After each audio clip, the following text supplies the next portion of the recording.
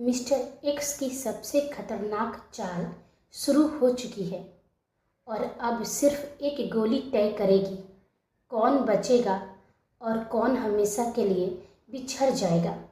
तो दोस्तों, शुरू करने से पहले आप सभी से गुजारिश है, यदि आप हमारे चैनल पर नए हैं तो चैनल को सब्सक्राइब करना बिल्कुल ना भूलें। कहानी पसंद आए तो वीडियो को लाइक करें, दोस्तों के साथ शेयर करें और अपनी राय कमेंट बॉक्स में देना बिल्कुल भी ना भूलें। और हाँ, इस कहानी के हर पिछले भाग को देखने के लिए आप प्लेलिस्ट में मन्नत एक जुनून देख सकते हैं। तो चलिए शुरू करते हैं मन्नत एक जुनून भाग 49। आयुष और मन्नत एक दूसरे के आमने सामने थे। मन्नत की आवाज़ में दर्द था।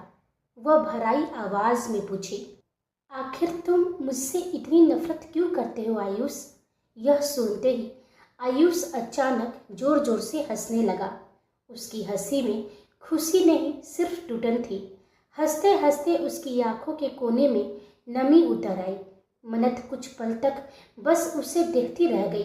अगले ही पल आयुष की हंसी अचानक थम गई। उसने सीधे मन्नत की आंखों में देखा और बेहद भारी आवाज़ में बोला, सच में तुम्हें मेरी नफरत की वजह नहीं मालूम? मन्नत खामोश हो गई। वजह वह जानती थी। उसकी नज़रें अन्यास से झुक गई। आयुष ने करवाहट से मुस्कुराते हुए कहा, मैं आज जिंदा हूँ, लेकिन मेरे डैड नहीं, क्योंकि मुझे बचाने के लिए उन्होंने अपनी जान दे दी। उसने अपनी मुट्ठियाँ भींच ली। और यह सब हुआ किसकी वजह से? उसने बिना पलक झपकाए मन्नत की तरफ उंगली उठाई। तुम्हारी वजह से। तुम्हारी एक बेवकूफ़ी ने मेरे पूरे परिवार की ज़िंदगी बदल दी। उसकी आवाज़ और ऊंची हो गई। तुम जानते भी हो, तुम जिसकी ज़िंदगी में गई हो उसकी ज़िंदगी बर्बाद करके रख दी। 3 साल, पूरे 3 साल में खुश था क्योंकि तुम मेरे भाई की ज़िंदगी से दूर थी।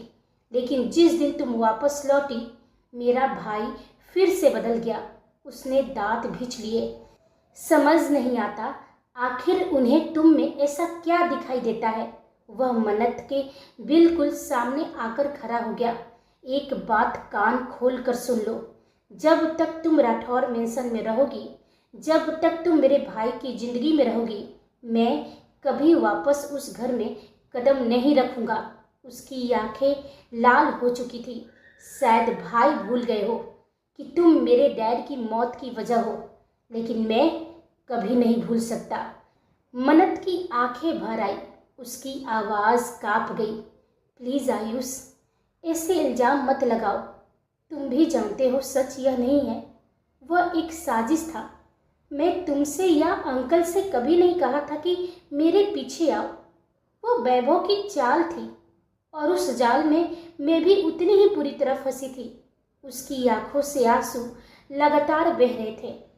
हाँ, मैं मानती हूँ मुझसे गलती हुई, मेरी नादानी थी, लेकिन मैंने जानबूझकर कभी किसी का बुरा नहीं किया। वह कुछ पल रुकी, फिर बेहद धीमी लेकिन सीधी आवाज़ में बोली, चलो मान लिया कि तुम्हें मुझसे नफरत है। तुम्हारा दर्द, तुम्हारा गुस्सा मैं समझ सकती हूँ, लेकिन अपने भाई से, उनसे इतनी नफरत क्यों? उसने आयुष की आंखों में देखते हुए पूछा।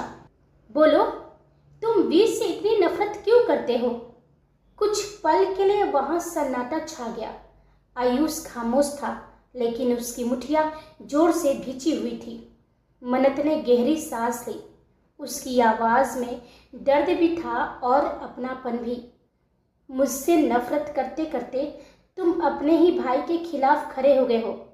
तुम्हें अंदाजा भी नहीं है, दुश्मन तुम्हें सिर्फ एक मोहरे की तरह इस्तेमाल कर रहा है। उनका निशाना तुम नहीं, वी है। वे तुम्हारे जरिए उन्हें हराना चाहते हैं। उसकी आंखें भर आई। प्लीज़ आयुष, लौट आओ। वी को तुम्हारी ज़रूरत है और संध्या माँ को भी। जब उन्हें होश आएगा और वह तुम्हें अपने सामने देखेंगी, तुम सोच भी नहीं सकते कि उन्हें कितनी खुशी मिलेगी। जैसे ही मन्नत ने संध्या माँ का नाम लिया, आयुष का चेहरा पल भर में बदल गया। उसकी मुट्ठियाँ और जोर से कस गई। आंखें खून की तरह लाल हो उठी। वह दांत भींचकर गरजा, खबरदार, मेरी माँ का नाम अपनी जुबान पर मत लाना। उसकी आवाज़ पूरे सन्नाटे में गूंज उठी। और मुझे इमोशनली ब्लैकमेल करने की कोशिश भी मत करना। तुम्हारी मीठी मीठी बातों में शायद मेरा भाई आ जाए, मैं नहीं। उसने मन्नत के बिल्कुल करीब आकर कहा। और क्या कहा तुमने? मेरे भाई को मेरी ज़रूरत है? वह करवाहट से हंसा। अगर सच में तुम्हें लगता है कि मेरे भाई को मेरी ज़रूरत है और मुझे उनके साथ होना चाहिए क्योंकि उनके दुश्मन मुझे मोहरा बना रहे हैं, तो एक काम करो। उसने बिना पलक झपकाए मन्नत की आंखों में देखा। तुम उनकी ज़िंदगी से चली जाओ। राठौर मेंशन छोड़ दो। मेरे भाई की ज़िंदगी छोड़ दो। वादा करता हूँ उसी दिन मैं वापस लौट आऊँगा। अपने भाई के साथ खड़ा रहूँगा, उनके हर दुश्मन के खिलाफ। यह सुनते ही मन्नत का चेहरा एकदम सफ़ेद पड़ गया। उसकी सांस जैसे बीच में ही अटक गई। वेदांत से दूर जाने का ख्याल वह अब सोच भी नहीं सकती थी। 3 साल वह उससे दूर रही थी, लेकिन वह उसकी अपनी मजबूरी थी। उसे अपनी पहचान तक याद नहीं था, उसे सच नहीं पता था। लेकिन अब जो उसे अपना सब कुछ समझ आ चुका था, तो उससे दूर जाने का मतलब खुद से दूर हो जाना था। मन्नत की खामोशी देखकर आयुष की आंखों में फिर वही करवाहट उतर आई। वह बोला, क्या हुआ? मेरे भाई से दूर नहीं जा सकती है ना? तो फिर मुझसे भी कोई उम्मीद मत रखना। उसने गहरी सांस ली, फिर बेहद भारी आवाज़ में बोला, और एक बात अच्छी तरह सुन लो। अगर आज 2 भाई एक दूसरे के सामने खड़े हैं तो उसकी वजह सिर्फ और सिर्फ तुम हो। अगर तुम हमारी ज़िंदगी में कभी आई ही ना होती तो ना हम अलग होते, ना दुश्मनों को हमारे बीच दरार डालने का मौका मिलता। उसकी आंखों में दर्द साफ दिखाई दे रहा था। इसलिए मुझे समझाने की कोशिश मत करो। पहले अपने आप से पूछो कि इस बिखरे हुए परिवार की शुरुआत कहाँ से हुई थी। ये कहकर आयुष चुप हो गया, लेकिन उसके शब्द मन्नत के दिल में किसी खंजर की तरह उतर चुके थे। वहीं दूसरी ओर लूना पूरी ताकत से मन्नत के पीछे भाग रही थी, लेकिन जैसे वह कॉरिडोर के मोड़ तक पहुंची, उसके कदम अचानक थम गए। उसने घबराकर चारों तरफ देखा। मनु, कुछ ही सेकंड पहले तक जो लड़की उसकी आंखों के सामने दौड़ रही थी, वह अचानक हवा में गायब हो चुकी थी। लूना की सांसें तेज हो गई। ये कैसे हो सकता है? अभी तो यही थी। उसने बेचैनी से पूरे कॉरिडोर पर नजर दौड़ाई, दाएं बाएं सामने, लेकिन मन्नत का कहीं कोई निशान नहीं था। उसी पल कॉरिडोर के एक अंधेरे कोने में खड़ी एक लड़की यह पूरा दृश्य देख रही थी। ब्लैक साड़ी, खुले लंबे बाल, दूर से देखने पर वह बिल्कुल मन्नत जैसी लग रही थी, लेकिन वह मन्नत नहीं, सालू थी। उसके होठों पर बेहद धीमी मगर जहरीली मुस्कान फैल गई। उसने मन ही मन कहा, बेचारी लूना, तुम्हें तो यह एहसास भी नहीं हुआ कि तुम कब असली मन्नत का पीछा छोड़कर मेरा पीछा करने लगी। उसने एक नज़र उस दिशा में डाली जहां कुछ पल पहले असली मन्नत गई थी। उसकी आंखों में खतरनाक चमक उतर आई। अब तक मन्नत ठीक वहीं पहुंच चुकी होगी जहां मैं उसे ले जाना चाहती थी। उसने धीमे से हंसते हुए कहा, और बेचारा आयुष, उसे तो अभी तक यह भी नहीं पता कि वह खुद किसी और के खेल का सबसे बड़ा मोहरा बन चुका है। सालू की मुस्कान और गहरी हो गई। आज की रात हर किसी को यही लगेगा कि वह अपना फैसला खुद ले रहा है, जबकि हर कदम मिस्टर एक्स पहले ही तय कर चुके हैं। उसकी धीमी हंसी सुनसान कॉरिडोर में गूंज उठी। वह धीमे से बुदबुदाई, मिस्टर एक्स का प्लान सक्सेसफुल। उसने एक नज़र पूरे कॉरिडोर पर दौड़ाई और फिर ठंडी आवाज़ में कहा, वेदांश राठौर के सारे मोहरे अलग अलग दिशाओं में बिखर चुके हैं। कबीर, लूना, मैक, शिव और खुद वेदांश, अब कोई भी एक दूसरे तक समय पर नहीं पहुंच पाएगा। उसकी आंखों में खतरनाक चमक उतर आई। अब प्लान का आखिरी चरण शुरू करने का समय आ गया है। ये कहते हुए उसने गहरी सांस ली और बिना कोई आवाज़ किए अंधेरे में आगे बढ़ गई। वहीं दूसरी ओर कबीर और मयंक की कार तेज रफ्तार से डैम की ओर बढ़ रही थी। कुछ ही देर बाद मयंक ने अचानक ब्रेक लगा दी। कार सड़क किनारे आकर रुक गई। उसी समय पीछे से एक और ब्लैक एसयूवी कार आकर उनके पास रुकी। मयंक ने कबीर की तरफ देखा और कहा, यहीं से तुम्हें निकलना होगा। कबीर ने सामने रुकी गाड़ी की ओर देखा, फिर मयंक की तरफ मुड़ा। तुम अकेले सब संभाल लोगे? मयंक के होठों पर हल्की मुस्कान आई। अकेला नहीं हूँ, मैं और शिव वहाँ सब संभाल लेंगे। तुम्हें दूसरी तरफ का मोर्चा संभालना है। जैसा प्लान था बिल्कुल वैसा ही। कुछ पल दोनों की नजरें मिली, फिर कबीर ने गहरी सांस ली। All the best. मयंक ने सिर हिलाया। तुम भी।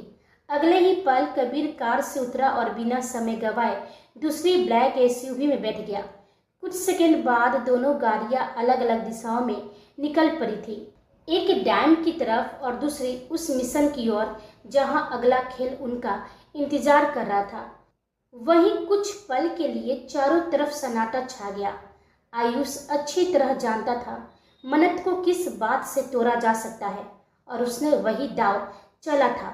उसने एक ठंडी सांस ली और सपाट आवाज में कहा, मुझे मेरा जवाब मिल गया है। अब तुम अपने रास्ते और मैं अपने। ये कहकर वह मुड़ने ही वाला था कि रुको। मन्नत की कांपती आवाज उसके कानों में पड़ी। आयुष के कदम वहीं रुक गए। मन्नत की मुठियां कस चुकी थी। उसने मन ही मन अपनी आंखें बंद की। माता रानी, मुझे माफ कर दीजिए, मैं झूठ बोलने जा रही हूँ। मेरा इरादा ऐसा बिल्कुल नहीं है, लेकिन अगर इस झूठ से आयुष वापस लौट आया तो शायद सब कुछ बच जाएगा। और ऐसे भी अब तक वी को पता चल गया होगा कि मैं पार्टी में नहीं हूँ और वह मुझे ढूंढते हुए जरूर यहाँ आते होंगे। तब तक मुझे आयुष को किसी तरह रोक के रखना है। उसने गहरी सांस ली और धीमे लेकिन साफ शब्दों में बोली, ठीक है, अगर तुम यही चाहते हो कि मैं वी की जिंदगी से हमेशा हमेशा के लिए दूर चली जाऊं तो मैं चली जाऊंगी। यह सुनते ही आयुष के कदम वहीं जम गए। धीरे धीरे उसके होठों पर एक तिरछी मुस्कान उभर आई। मन्नत ने अपनी आंखों के आंसू रोकते हुए कहा, हाँ, मैं चली जाऊंगी। जैसे 3 साल पहले चली गई थी वैसे ही इस बार भी चली जाऊंगी और वादा करती हूँ कभी लौट कर भी नहीं आऊंगी। उसने मुश्किल से अपने शब्द पूरे किए। लेकिन तुम्हें भी मुझसे एक वादा करना होगा। आयुष चुपचाप उससे देखता रहा। तुम अभी इसी वक्त राठौर मेंशन वापस चलोगे? बोलो, मंजूर है? आयुष ने कुछ सेकंड तक उसकी आंखों में देखा, फिर बेहद सहज आवाज में बोला, मंजूर है, लेकिन आपको भी अभी इसी वक्त मेरे साथ चलना होगा, जहां मैं कहूँगा। उसकी मुस्कान और गहरी हो गई। ऐसी जगह जहां भाई आप तक कभी नहीं पहुंच पाएंगे। यकीन मानिए, वहां जाने के बाद आपको किसी बात की तकलीफ नहीं होगी। मन्नत कुछ पल उसे देखती रह गई। आयुष की बातों का मतलब वह पूरी तरह समझ नहीं पाई, लेकिन वह यह भी नहीं मान सकती थी कि आयुष उसके साथ कुछ गलत करेगा। उसने मन ही मन खुद को समझाया, बस किसी तरह ये राठौर मेंशन लौट आए। अगर दुश्मन सच में आयुष का इस्तेमाल कर रहे हैं तो देर होने से पहले इसे वापस ले जाना होगा। बाकी सब मैं वी को बाद में समझा लूँगी। उसने धीरे से सिर हिलाया। ठीक है, तुम जहाँ कहोगे मैं चलूँगी, लेकिन तुम्हें राठौर मेंशन लौटना होगा। आयुष के होठों की मुस्कान और चौड़ी हो गई। उसने बेहद शांत स्वर में कहा, दिल पक्की, पहले मैं आपको वहाँ पहुँचा देता हूँ जहाँ आपको होना चाहिए। उसके बाद मैं खुद राठौर मेंशन चला जाऊँगा। मन्नत ने हल्के से सिर हिला दिया। उसके चेहरे पर मुस्कान नहीं, सिर्फ एक अजीब सी बेचैनी थी, जिससे दिल बार बार किसी अनहोनी का संकेत दे रहा हो।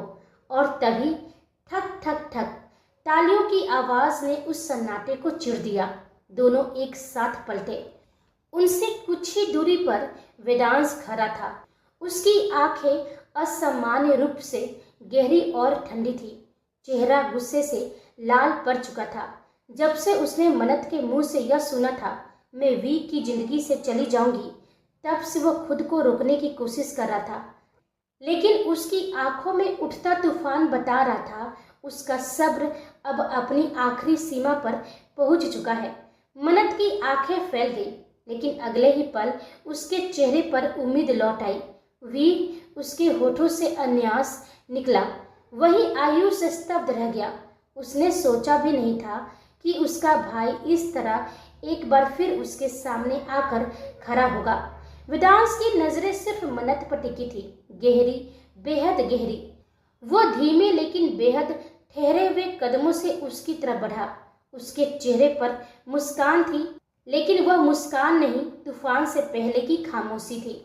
वह मन्नत के बिल्कुल सामने आकर रुका। दोनों की नजरें मिली। वेदांश ने धीमे से ताली बजाते हुए कहा, वाह मिसेज वेदांश राठौर, आपकी महानता की जितनी तारीफ की जाए उतनी कम है। उसने तिरछी मुस्कान के साथ कहा, हर बार खुद को कुर्बान करने का फैसला, हर बार मुझे छोड़कर जाने का फैसला, और हर बार बिना मुझसे पूछे फैसला। उसकी आवाज अचानक ठंडी हो गई। सच में आपको मेरी पत्नी होने का किरदार बहुत अच्छे से निभाना आता है। यह सुनते ही मन्नत का चेहरा एकदम सफेद पड़ गया। उसकी धड़कन जैसे रुक गई। वह समझ चुकी थी कि वेदांश ने उसकी बात सुन ली थी और एक बार फिर वही गलतफहमी उसके दिल में घर कर गई थी। वीर, मेरी बात सुनिए, मन्नत ने कहना चाहा, लेकिन वेदांश ने बिना उसकी तरफ देखे हाथ उठाकर उसे रोक दिया। उसकी मुठिया कस चुकी थी। जबरा गुस्से से भिजा हुआ था। वह दांत भींच कर बोला, कमाल है, कुछ भी हो जाए, आपको मुझे छोड़कर जाने के अलावा कुछ और सोचता ही नहीं। कुछ पल की खामोशी के बाद उसकी नज़र धीरे धीरे आयुष की तरफ उठी और उसी पल उसकी आंखों की सारी गर्माहट गायब हो गई। अब वह सिर्फ बर्फ जैसी ठंडक थी, गहरा, खतरनाक और जानलेवा सन्नाटा। आयुष एक पल के लिए जड़ हो गया, क्योंकि आज पहली बार उसने अपने बड़े भाई की आंखों में अपने लिए प्यार नहीं, सिर्फ गुस्सा देखा था। वेदांश ने धीरे धीरे उसकी तरफ कदम बढ़ाए। उसकी आवाज़ इतनी ठंडी थी कि सुनकर ही रोंगटे खड़े हो जाए। सच कहूँ, मैंने कभी नहीं सोचा था कि एक दिन तुम भी दुश्मनों का खेल खेलने लगोगे। उसने आयुष की आंखों में देखते हुए कहा, या फिर तुम इतने बदल जाओगे कि मेरे ही खिलाफ मेरी सबसे बड़ी कमजोरी को इस्तेमाल करोगे। चारों तरफ फिर से सन्नाटा छा गया। अब दो भाई आमने सामने खड़े थे और हवा साफ बता रही थी कि अगला एक शब्द भी इस रिश्ते को हमेशा के लिए बदल सकता था। और तभी अगले ही पल चटाक, एक जोरदार थप्पड़ आयुष के गाल पर पड़ा। आयुष का चेहरा एक तरफ घूम गया। वह हक्का बक्का अपने बड़े भाई को देखता रह गया। आज तक वेदांश ने उस पर कभी हाथ नहीं उठाया था, लेकिन आज उसकी आंखों में प्यार नहीं, सिर्फ गुस्सा था। वहीं दूसरी ओर कुछ दूरी पर अंधेरे में कई नकाबपोश खड़े यह पूरा नजारा देख रहे थे। उनमें सबसे आगे खड़े नकाबपोश की आंखों में एक अलग ही चमक थी। नकाब के पीछे उसके होठों पर एक रहस्यमयी तिरछी मुस्कान उभर आई। आखिर वही हो रहा था जिसका उसे इंतजार था। दो भाई एक दूसरे के आमने सामने खड़े थे। उनके बीच अविश्वास की दीवार खड़ी हो चुकी थी। उसने धीमे से कहा, आखिरकार मिस्टर एक्स का प्लान सफल हो ही गया। अब दोनों भाई एक दूसरे से ही लड़ेंगे और सबसे बड़ा फायदा हमें मिलेगा। उसने अपने पास खड़े एक शूटर की तरफ देखा और बेहद धीमी आवाज में कहा, ध्यान से सुनो, यदि आयुष की वजह से हमारा प्लान फेल हो गया तो तुम्हें जो कहा गया है वही करना है। जैसे ही वेदांश, आयुष और मन्नत एक ही लाइन में आए, तुम्हें अपना निशाना लेना है। याद रखना, वेदांश राठौर इस वक्त बिल्कुल अकेला है और जैसा कि हमने पहले ही सोचा था, उसके सामने ऐसा पल आएगा जहां उसे किसी एक को चुनना पड़ेगा। उसकी आंखों में खतरनाक चमक उतर आई। या तो वो मन्नत को बचाएगा या अपने भाई आयुष को। वह हल्का सा हंसा, और जहां तक मैं वेदांश राठौर को जानता हूँ, वह हमेशा की तरह मन्नत को ही बचाने की कोशिश करेगा। उसकी मुस्कान और गहरी हो गई और उसी एक पल में हमारी गोली आयुष का सीना चिर देगी। वह कुछ सेकंड चुप रहा, फिर बेहद ठंडी आवाज में बोला, अपने छोटे भाई को अपनी आंखों के सामने खोने का गुनाह वेदांश राठौर कभी खुद को माफ नहीं कर पाएगा। वह हर दिन हर पल गिल्ट में जिएगा। उसने हल्की हंसी हंसते हुए कहा, सच में मिस्टर एक्स को मानना पड़ेगा। वे सिर्फ हथियारों से नहीं, दिमाग से लड़ते हैं। दुश्मन को मारने का सबसे आसान तरीका उसे गोली मारना नहीं, बल्कि उसे जिंदगी भर ऐसे अपराध बोध के साथ छोड़ देना है जो हर दिन उसे अंदर ही अंदर खत्म करता रहे। उसने सामने खड़े वेदांश की तरफ देखा। चाहे मन्नत बचे या आयुष, आज की रात हार सिर्फ वेदांश राठौर की होगी। उसने अपने बाकी नकाबपोश साथियों की तरफ इशारा किया, सब रेडी रहो, मेरे आदेश का इंतजार करो। वहीं दूसरी ओर वेदांश ने झटके से आयुष का कॉलर पकड़कर उसे अपनी तरफ खींच लिया। उसकी आंखों में पहली बार इतना खतरनाक गुस्सा था कि आयुष भी एक पल के लिए सन रह गया। वेदांश ने दांत पिसते हुए कहा, आज पहली बार मुझे तुझ पर शर्म आ रही है। उसकी पकड़ और कस गई। आखिर कोई इतना बेवकूफ कैसे हो सकता है? सामने वाला दुश्मन तुझे अपनी चाल में फंसाता जा रहा है और तू अपनी नफरत और गुस्से में इतना अंधा हो चुका है कि कुछ देर पहले तू क्या करने जा रहा था यही भूल गया। इतने में मन्नत आगे बढ़ी। वी प्लीज, लेकिन वेदांश ने सिर्फ एक नज़र उसकी तरफ उठाकर देखा।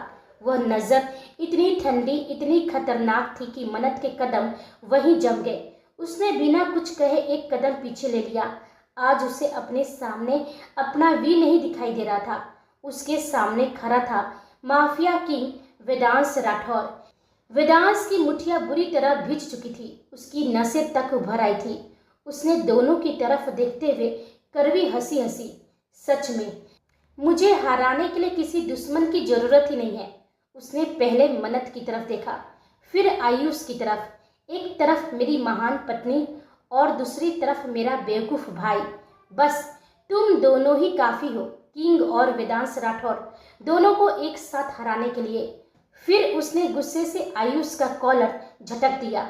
आयुष लड़खड़ाता हुआ 2 कदम पीछे चला गया। उसकी आंखें भी अब खतरनाक रूप ले चुकी थी। अगले ही पल वह जोर जोर से हंसने लगा, लेकिन उसकी हंसी में खुशी नहीं, दर्द, टूटन और बरसों का दबा हुआ आक्रोश था। वेदांश की मुठ्ठियां और कस गई। हंसते हंसते आयुष अचानक शांत हो गया। उसने बेहद गहरी नजर वेदांश पर डाली। कुछ पल तक दोनों भाई सिर्फ एक दूसरे को देखते रहे। फिर आयुष ने भारी आवाज में कहा, वाह भाई, सच में आज आपने यह भी साबित कर दिया कि मैं आपके लिए कोई मायने ही नहीं रखता। उसने अपने गाल पर पड़े थप्पड़ की तरफ इशारा किया। आज पहली बार मुझ पर हाथ उठाकर आपने मुझे मेरी औकात भी बता दी। उसने कड़वाहट से मुस्कुराते हुए कहा, और क्या कहा आपने? दुश्मन मुझे आसानी से मोहरा बना रहे हैं। ठीक है, मान लिया कि दुश्मन मुझे अपने इशारों पर नचा रहे हैं, लेकिन इसमें गलत क्या है? उसकी आवाज अचानक ऊंची हो गई। क्या गलत है इसमें? जब आप एक लड़की के लिए सब कुछ भूल सकते हैं, अपने सारे रिश्तों को दांव पर लगा सकते हैं, तो फिर मैं क्यों नहीं? उसने दांत भींचकर कहा, मुझे अब किसी बात से कोई फर्क नहीं पड़ता भाई, क्योंकि सारी हदें तो आपने बहुत पहले ही पार कर दी थी। उसकी नज़र मन्नत पर गई। आंखों में नफरत साफ दिखाई दे रही थी। और सच पूछिए, मन्नत उसी जगह होनी चाहिए जहां यह डिजर्व करती है। यह सुनते ही वेदांश की मुठ्ठियां इतनी कस गई कि हाथों की नसें तक उभर आई। उसके चेहरे की नसें तनाव से खिंच चुकी थी। जबड़ा बुरी तरह भिंचा हुआ था। सिर्फ वही जानता था कि इस वक्त वह कितनी मुश्किल से अपने गुस्से पर काबू रखे हुए हैं। वही मन्नत का दिल बुरी तरह कांप उठा। उसे समझ ही नहीं आ रहा था कि कोई इंसान अपने ही दर्द और नफरत में इतना अंधा कैसे हो सकता है कि अपने ही भाई के खिलाफ खड़ा हो जाए। और अगले ही पल आयुष ने अपनी गन निकालकर सीधे वेदांश की तरफ तान दी। यह देखते ही मन्नत की सांस जैसे बीच में ही अटक गई। उसकी आंखें डर से फैल गई, लेकिन वेदांश के चेहरे का एक भी भाव नहीं बदला। ना उसकी आंखों में घबराहट आई, ना उसके शरीर में जरा सा भी कंपन हुआ। वह उसी तरह शांत खड़ा बस आयुष को देखता रहा। आयुष ने ठंडी आवाज में कहा, मन्नत, अब आपके पास सिर्फ दो रास्ते हैं, या तो आप मेरे साथ चलिए, या उसने ट्रिगर पर अपनी उंगली और मजबूती से रख दी। यही अभी मैं गोली चला दूंगा। वेदांश अब भी बिना कुछ कहे उसे देख रहा था। आयुष हल्का सा मुस्कुराया, नहीं भाई, इस बार यह मत सोचना कि मेरा हाथ कांप जाएगा। याद है आप ही ने कहा था ट्रिगर दबाया जाता है, हाथ नहीं कांपना चाहिए। उसने अपनी हथेली वेदांश की तरफ बढ़ाई। एक बार गौर से देख लीजिए, मेरा हाथ बिल्कुल नहीं कांप रहा। उसकी आंखों में अजीब सी जिद उतर आई। और यकीन मानिए, आज ट्रिगर दबाने में मुझे एक पल की भी देर नहीं लगेगी। उसने दांत भिजते हुए कहा, माफिया वर्ल्ड का एक ही उसूल होता है, अपने साथ वाले के साथ गद्दारी नहीं की जाती, और मैं मिस्टर एक्स को धोखा नहीं दे सकता। आज मन्नत मेरे साथ जाएंगी, हर हाल में। यह सुनते ही मन्नत के चेहरे का रंग उड़ गया। उसे समझ ही नहीं आ रहा था कि आयुष अपने होश में है या पूरी तरह किसी और की चाल का हिस्सा बन चुका है। वहीं कुछ ही दूरी पर छिपे नकाबपोश यह पूरा दृश्य देख रहे थे। नकाब के पीछे उनके चेहरे पर संतुष्टि भरी मुस्कान फैल चुकी थी। उनके लिए यह दृश्य किसी सपने के सच होने से कम नहीं था। तभी सबसे आगे खड़े नकाबपोश ने धीमी आवाज में आदेश दिया, सभी अपनी अपनी पोजीशन ले लो। चारों तरफ से वेदांश राठौर को घेर लो। उसकी आंखों में खतरनाक चमक उतर आई। जैसे ही आयुष मन्नत को लेकर यहाँ से निकलेगा, हमारा दूसरा प्लान शुरू होगा। उसने आलस भरी अंगड़ाई ली और होठों पर तिरछी मुस्कान उभर आई। गेम ओवर किंग, बस कुछ ही मिनटों में तुम्हारा खेल खत्म होने वाला है। वहीं आयुष ने धीरे से मन्नत की कलाई पकड़ ली। उसने एक पल के लिए वेदांश की तरफ देखा, फिर बिना कुछ कहे मन्नत को अपने साथ लेकर धीरे धीरे पीछे हटने लगा। मन्नत ने भी कोई विरोध नहीं किया। उसकी आंखें बस वेदांश पर टिकी थी। वहीं वेदांश भी बिल्कुल शांत खड़ा था। उसने न आयुष को रोकने की कोशिश की, न मन्नत को। बस उसकी गहरी नजरें लगातार आयुष के चेहरे पर टिकी थी। और तभी चारों दिशाओं से कई नकाबपोश अचानक बाहर निकल आए। कुछ ही सेकंड में उन्होंने वेदांश को चारों तरफ से घेर लिया। यह देखकर आयुष के कदम वहीं रुक गए। उसकी आंखें हैरानी से फैल गई। वह अविश्वास से चारों तरफ देखने लगा। उसे भी नहीं पता था कि यहाँ इतने नकाबपोश पहले से मौजूद है और वेदांश को इस तरह घेर लिया जाएगा। यह उसके प्लान का हिस्सा नहीं था। तभी उनमें से एक नकाबपोश तेजी से आगे आया और दबे स्वर में बोला, रुको मत, मन्नत को लेकर यहाँ से निकलो। वेदांश राठौर को हम संभाल लेंगे। वह चाह कर भी तुम्हें रोक नहीं पाएगा। आज वो अकेला है। यह सुनते ही आयुष की आंखों में पहली बार हलचल दिखाई दी। उसका दिल अचानक जोरों से धड़कने लगा। उसने वेदांश की तरफ देखा। वेदांश अब भी बिल्कुल शांत खड़ा था। उसने एक पल के लिए भी अपनी नजरें आयुष से नहीं हटाई। उन आंखों में गुस्सा था, दर्द था, लेकिन सबसे ज्यादा अपने छोटे भाई के लिए चिंता थी। उसी पल आयुष के भीतर कुछ टूट सा गया। उसने ये नहीं सोचा था कि उसके अपने ही लोग, उसके तथाकथित बॉस के आदमी उसके भाई को इस तरह चारों तरफ से घेर लेंगे। वहीं मन्नत ने आयुष की तरफ देखा। उसने महसूस किया उसके कदम अब आगे नहीं बढ़ रहे थे। वह धीमे स्वर में बोली, क्या हुआ आयुष, तुम्हारे कदम क्यों रुक गए?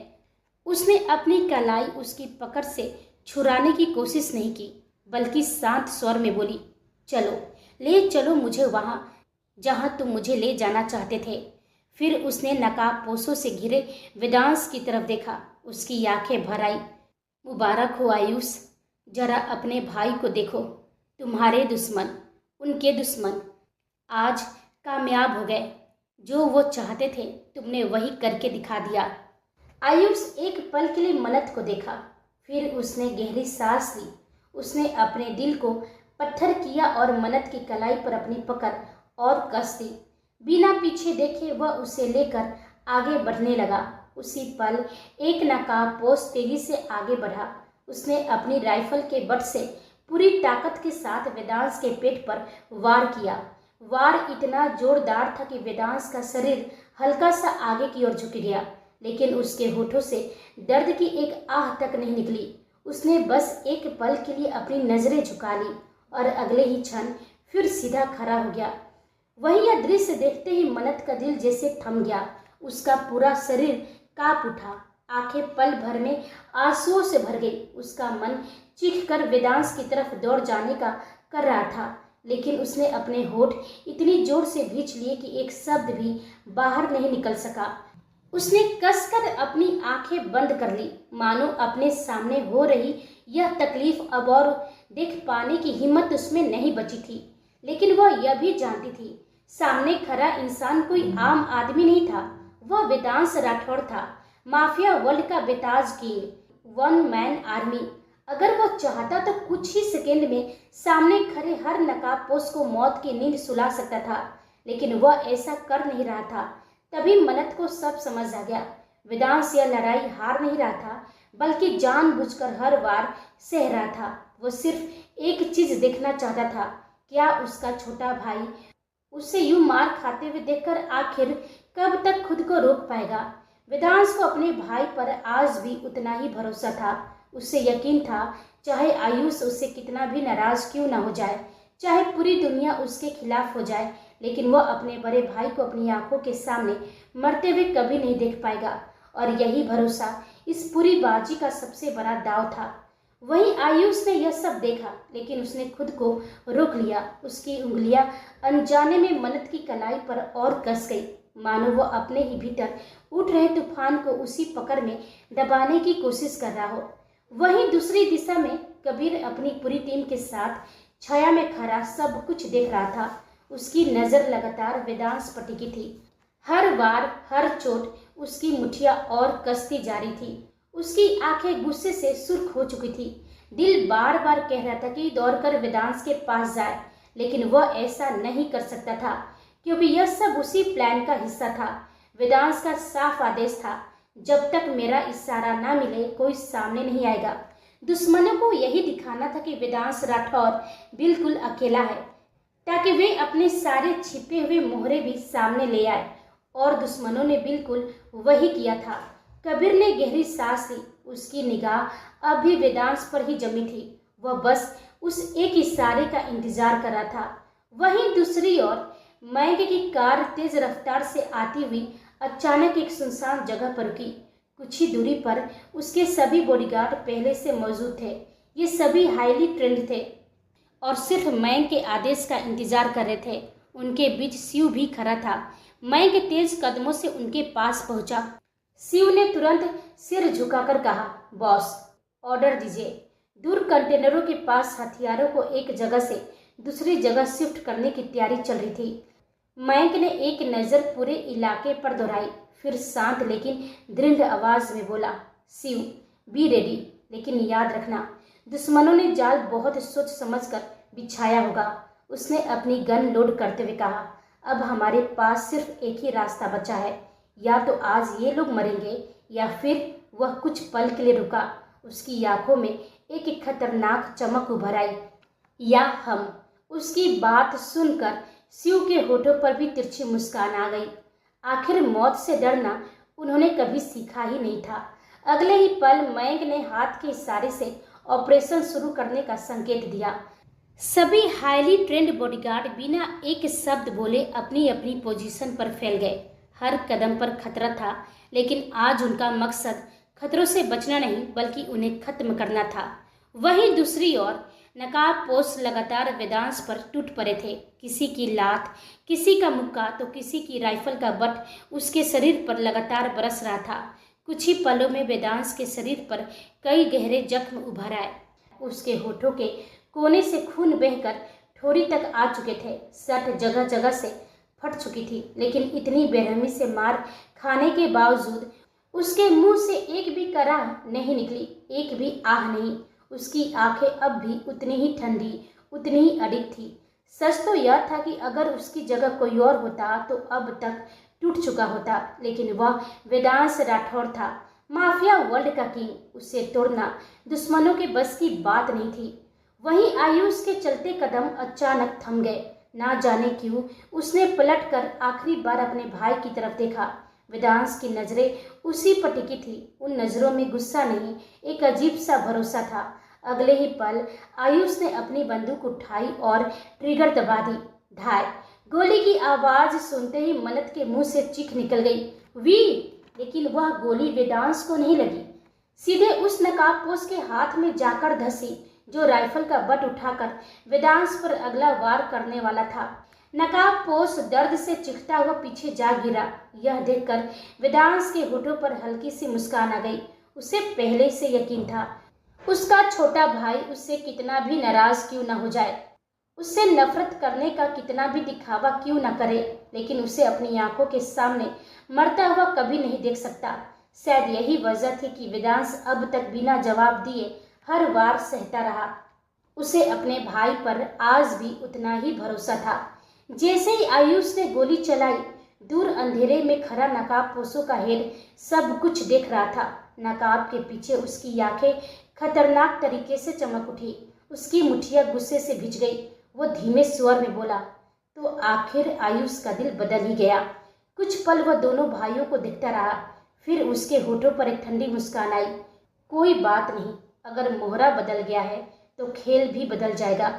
उसने तुरंत अपने स्नाइपर की तरफ देखा। तैयार रहो, गोली ठीक वैसे ही चलेगी जैसे तुम्हें निर्देश दिया गया है। आज भी वेदांश राठौर हारना चाहिए, चाहे खेल बदलना ही क्यों ना पड़े। वहीं आयुष ने बिना एक पल गवाए अपनी गन निकाली। धाय धाय धाय लगातार गोलियों की आवाज पूरे इलाके में गूंज उठी। अचानक हुए इस पलटवार से नकाबपोश कुछ पल के लिए बिखर गए। उसी मौके का फायदा उठाकर वेदांश ने खुद को संभाला। अगले ही पल वह तूफान बनकर दुश्मनों पर टूट पड़ा। उसके हर वार में वही पुरानी रफ्तार, वही खौफ और वही किंग का रौब था। उधर मन्नत की सांसों को जैसे पहली बार थोड़ी राहत मिली, लेकिन उसकी नजरें अब भी वेदांश पर ही थी। उसका पूरा शरीर चोटों से भरा हुआ था, खून भी बह रहा था, फिर भी ऐसा लग रहा था मानो उसे दर्द का एहसास ही ना हो।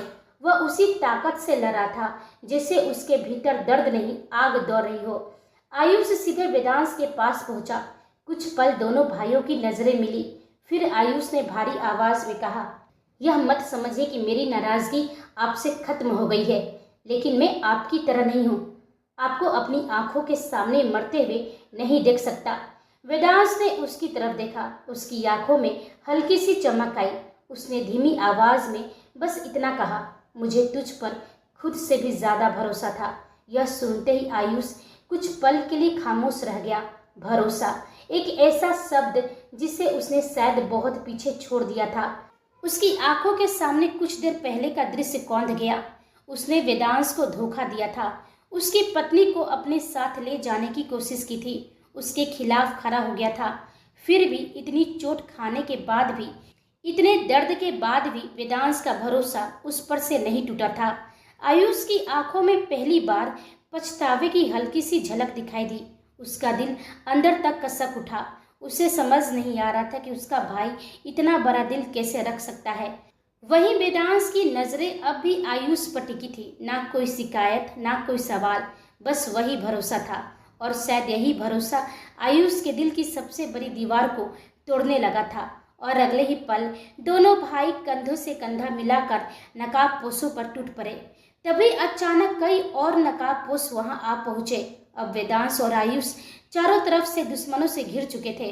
कुछ पल के लिए ऐसा लगा जैसे इस बार हालात उनके खिलाफ है, लेकिन वेदांश के चेहरे पर एक रहस्यमयी मुस्कान उभर आई और अगले ही पल एक एक करके नकाबपोश जमीन पर गिरने लगे, क्योंकि इस बार मैदान में कबीर की एंट्री हो चुकी थी।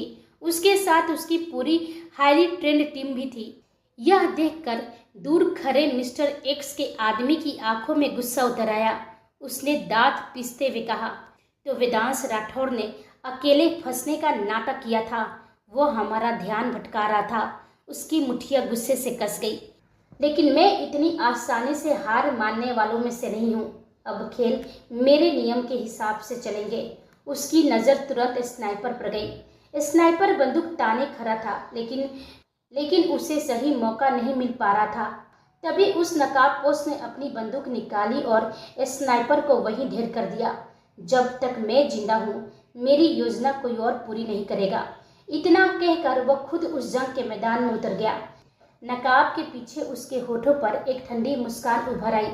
उसने दूर खड़े आयुष को देखा और बेहद धीमी आवाज में बुदबुदाया, सॉरी आयुष, अब हमें तुम्हारी जरूरत नहीं रही। जब तक तुम वेदांश राठौर की नजरों से दूर थे तब तक तुम हमारे लिए एक काम का मोहरा थे, लेकिन अब जब तुम उसके सामने आ चुके हो तुम्हारा जिंदा रहना हमारे लिए सबसे बड़ा खतरा बन सकता है। उसने हल्की सी हंसी हंसी, इसलिए अब तुम्हें मरना ही होगा। तुमने अपना किरदार बखूबी निभाया। अब इस खेल में तुम्हारी आखिरी चाल खत्म होने का समय आ गया है। उसकी आंखों में खतरनाक चमक उतर आई। अलविदा आयुष, तुम्हारी मौत वेदांश राठौर की जिंदगी का सबसे गहरा जख्म बनेगी और यही मिस्टर एक्स की सबसे बड़ी जीत होगी। दूसरी तरफ वेदांश, कबीर और आयुष तीनों मिलकर नकाबपोशों का सामना कर रहे थे। हर तरफ सिर्फ लड़ाई की आवाजें थी। लेकिन तभी एक पल ऐसा आया जब आयुष और मन्नत एक ही सीध में खड़े थे और अचानक वेदांश के हाथ रुक गए। उसे कुछ अजीब सा महसूस हुआ। उसकी नज़र भीड़ के बीच खड़े उस एक शख्स पर जाकर टिक गई। वह बाकी नकाबपोशों से अलग था, जिसकी आंखें बाकी सब से अलग थी, खतरनाक, ठंडी और रहस्यमयी। वह चुपचाप खड़ा था। एक तरफ वेदांश, दूसरी तरफ वह। दोनों की नजरें आपस में टकराई, मानो दो शिकारी एक दूसरे को पहचान चुके हो। वेदांश की मुठ्ठियां कस गई। उस नकाबपोश के चेहरे पर भी एक तिरछी मुस्कान थी। उसने अपनी बंदूक को और मजबूती से पकड़ लिया। वेदांश ने धीमी लेकिन खतरनाक आवाज में कहा, आखिर कब तक इस नकाब के पीछे छिपते फिरोगे? मानना पड़ेगा, इतनी हिम्मत हर किसी में नहीं होती कि मेरी आंखों में आंखें डालकर खड़ा रहे। कुछ पल के लिए सन्नाटा छा गया। तुम ना पहले मेरी नज़रों से छिप पाए थे और ना अब छिप सकते हो। वेदांश के चेहरे पर हल्की सी मुस्कान आई, लेकिन अफसोस, थोड़ा और इंतज़ार। तुम्हारा चेहरा बेनकाब होने में अभी थोड़ा वक्त बाकी है। यह सुनते ही नकाब के पीछे छिपे उस शख्स के होठों पर भी तिरछी मुस्कान आ गई। बिना एक शब्द बोले उसने अपनी बंदूक उठाई और ट्रिगर दबा दिया। ढाई। सब कुछ इतना अचानक हुआ कि किसी को संभलने का मौका ही नहीं मिला। दो भाई आखिर एक हो गए, लेकिन क्या बहुत देर हो चुकी है। जैसे ही रहस्यमय नकाबपोश ने ट्रिगर दबाया, समय मानो थम गया। क्या वह गोली आयुष को लगेगी, मन्नत को, या खुद वेदांश अपनी सबसे बड़ी कुर्बानी देगा? और क्या मिस्टर एक्स का असली चेहरा सामने आने वाला है? जानने के लिए इंतजार कीजिए मन्नत एक जुनून भाग 50। और यदि आपको कहानी पसंद आई हो तो वीडियो को लाइक करें, दोस्तों के साथ शेयर करें और अपनी राय कमेंट बॉक्स में ज़रूर दें। तो मिलते हैं अगले एपिसोड में। तब तक आप अपना और अपनों का ख्याल रखिए और आप सभी को मेरी कहानी सुनने के लिए तहे दिल से धन्यवाद।